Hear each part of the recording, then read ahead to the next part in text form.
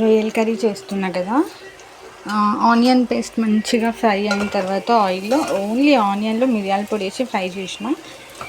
మళ్ళీ కొంచెం కారం యాడ్ చేసుకున్న, సాల్ట్ యాడ్ చేసుకున్న, రొయ్యలు యాడ్ చేసేసి ఉప్పు కారం మంచిగా ఆనియన్ పేస్ట్లో కలర్ వచ్చిన తర్వాత రొయ్యలు యాడ్ చేసేసుకున్న. పచ్చి రొయ్యలు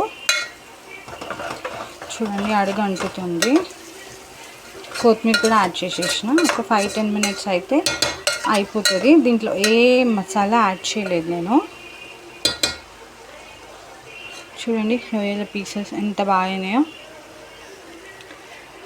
మీరు కూడా, నేను వీడియో ఎక్కువ లెంత్ ఉండొద్దు, చూస్తుంటే కూడా విసుగు రావద్దని షార్ట్కట్లో చెప్తున్నాను అనమాట. ఆయిల్ వేడి చేసుకొని ఆనియన్ పేస్ట్లో మిరియాలు వేసుకొని పేస్ట్ చేయండి అంతే. ఆయిల్ వేడైన తర్వాత ఆ పేస్ట్ యాడ్ చేసేసుకొని దాంట్లో ఈ ఉప్పు కారం యాడ్ చేయండి ఆనియన్ పేస్ట్లో. వేడైన తర్వాత మీరు యాడ్ చేసుకోవాలనుకుంటే కొంచెం ఏదైనా గరం మసాలా యాడ్ చేసుకోండి. నేనైతే ఏం యాడ్ చేస్తలేను. రొయ్యలు యాడ్ చేసేసి కొత్తిమీర యాడ్ చేసేసిన. రొయ్యలు వేగిన తర్వాత ఆల్మోస్ట్ రెడీ అయిపోయింది.